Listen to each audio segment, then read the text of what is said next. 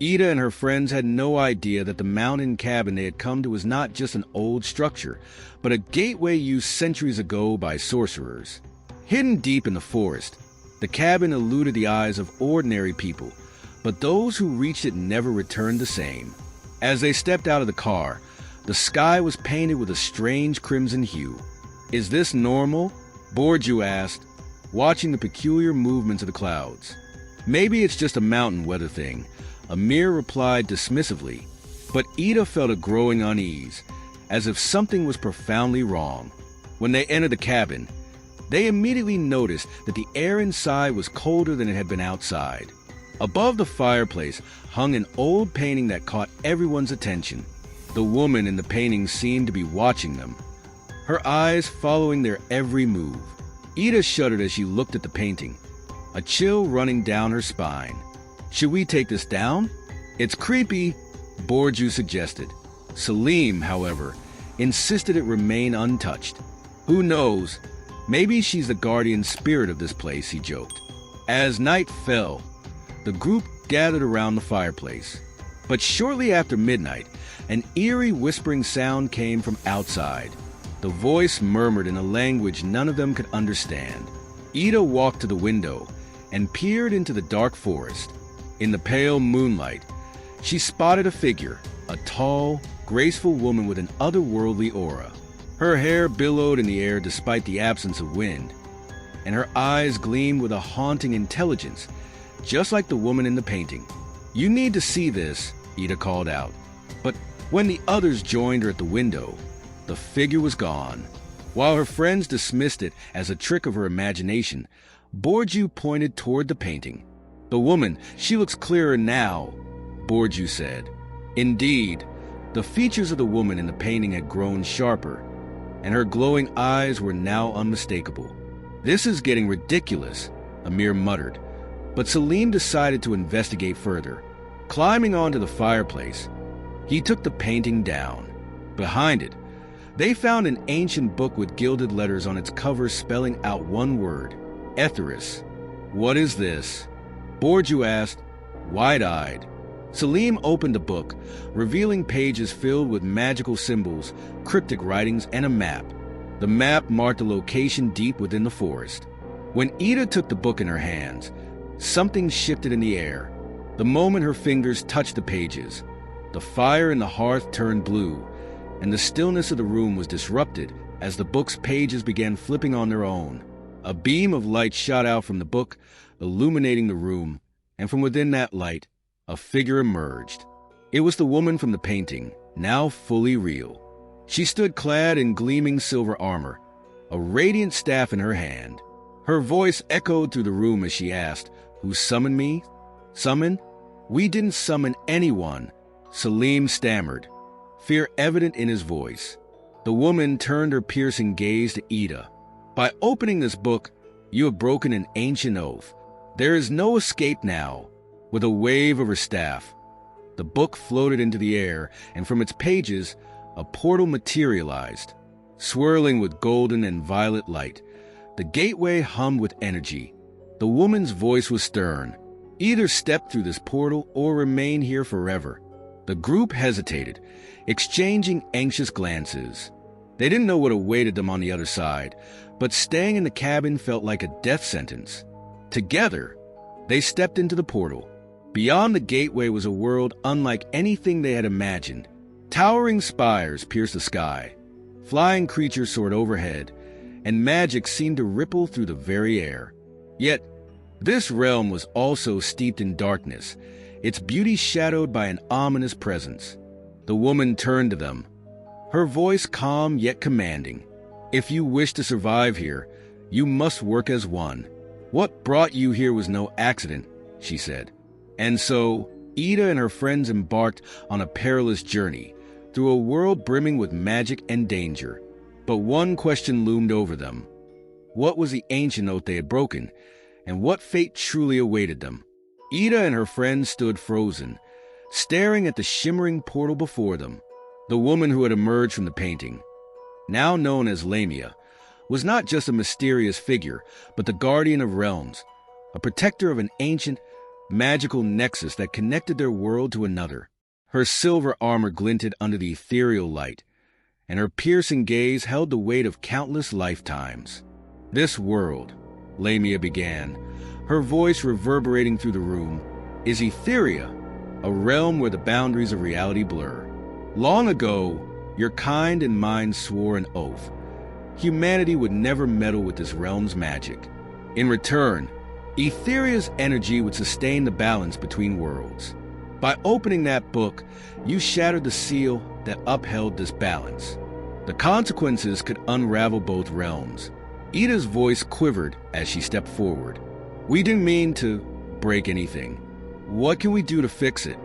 Lamia studied her, her expression unreadable. "The balance can still be restored, but it will not be easy.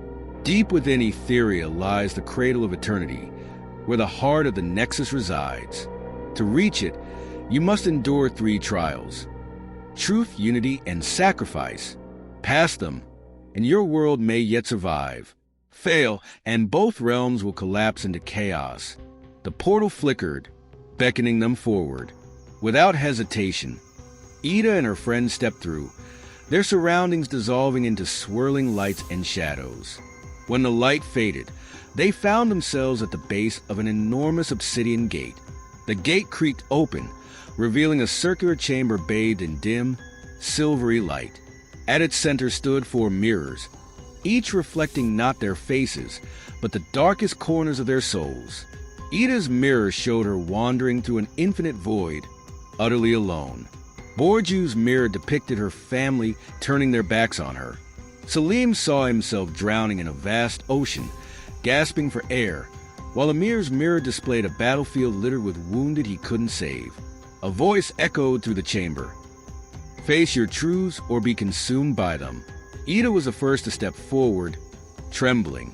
As she entered her reflection, the void engulfed her. Panic clawed at her chest. But then she remembered the strength she had always carried.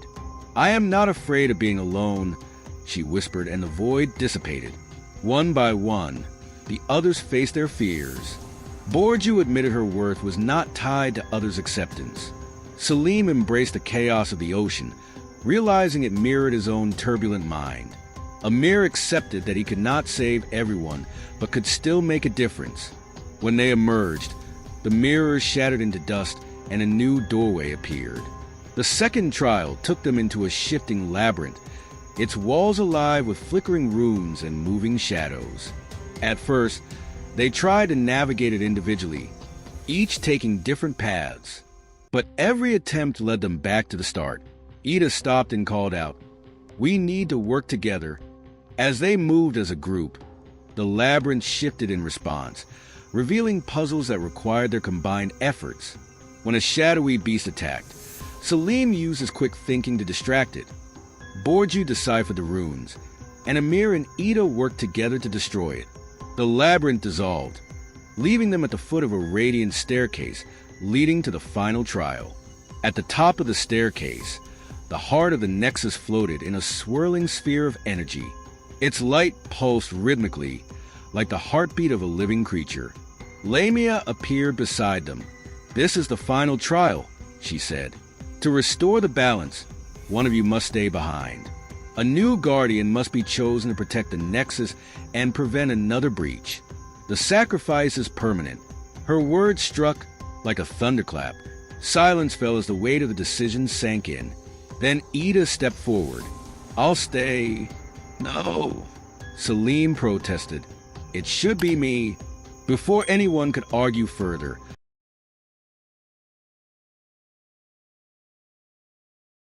the laboratory was not like any other research facility. Asimov Research Center was built on an isolated platform beneath the sea, hidden from the public eye. Official records claimed it was dedicated to the exploration of new energy sources, but the reality was far more secretive. Here, humanity's greatest leap was being taken: the Reflection Project. The goal of the project was to study a biological specimen found on an asteroid 5 years ago. It was a sticky, semi-transparent substance that reacted with energy in an extraordinary way and could replicate living beings. The discovery had changed everything. Dr. Elena March was the lead researcher of the Reflection Project. For someone as intelligent and ambitious as she was, this project was the pinnacle of her career. But for the past few weeks, Elena had felt that something was terribly wrong. Her team included Carter Hayes, an engineer, Samantha Duval, a biochemist, and James Rowland, the head of security. Elena had begun to doubt one of them. In recent meetings, Samantha's voice had trembled, and Carter had become eerily quiet. This is just stress, Elena thought to herself. But when she checked the security footage late one night, she noticed something unsettling. Samantha's lab was lit up even though she should have been sleeping. Elena decided to investigate. The hallways were silent, only the low hum of the facility's security systems breaking the stillness. When she opened Samantha's lab, she found it empty. A note sat on the bed. "There's something out there. Please be careful." The next morning, Samantha was missing. Carter dismissed it, saying, "Maybe she's just sleeping in." But Elena's unease grew. An hour later, an alarm blared from the southern wing. Elena and James rushed to the area. The southern wing housed the containment chamber for the extraterrestrial specimen. When they entered the alarm room, they found the security glass cracked. The substance was moving, something it shouldn't have been able to do. James spoke into his radio, trying to call for backup, but only static came through. "The connection is down," he said, wiping the sweat from his brow. Elena's eyes fell on a figure in the corner. It was Samantha, but her face was twisted grotesquely, her eyes black as voids. As Samantha moved toward them, her voice, which no longer sounded human, echoed through the room. "There's only one way to understand this world. Become a part of it." James raised his weapon, but Elena stopped him. "No, this could be an opportunity." But before they could react, Samantha's form started to shift. It morphed into a face that looked just like Carter's. Without hesitation, James fired. The figure collapsed, and Elena realized it was only a copy. Was Samantha really missing, or had she been replaced? After the incident, the team searched every corner of the facility. What they discovered was worse than they could have imagined. The substance had begun to assimilate the biological data within the facility and replicate them. At one point, Carter approached Elena with a strange glint in his eye. "We're not human anymore, Elena. But that's not a bad thing. This is evolution." Elena realized he was no longer Carter, but one of the copies. With tears brimming in her eyes, she locked him in a containment room. James and Elena knew they needed to destroy the alien specimen. The plan was simple. Initiate a series of chemical reactions that would destroy the entire facility. But to set the chain reaction in motion, one of them would have to stay behind. "I'll stay," James said. Elena tried to protest, but James was resolute. "If you can get out, you can save humanity." Elena ran to the escape pod, her heart pounding. As she reached it, she noticed something. The voice she had just heard James speak with had sounded odd, almost like an echo. As the escape pod launched, Elena glanced out the window and watched the facility erupt in flames. But something caught her eye. A figure stood outside the pod. James. But how was that possible? James's face began to shift, grotesquely contorting into the form of someone else. His eyes turned completely black. "I told you, Elena. Evolution is a funny thing." The story ends with Elena, frozen in terror, struggling to comprehend what was real and what was not. The experiments that had pushed humanity beyond its limits had left her unsure of who she was or what the future would hold.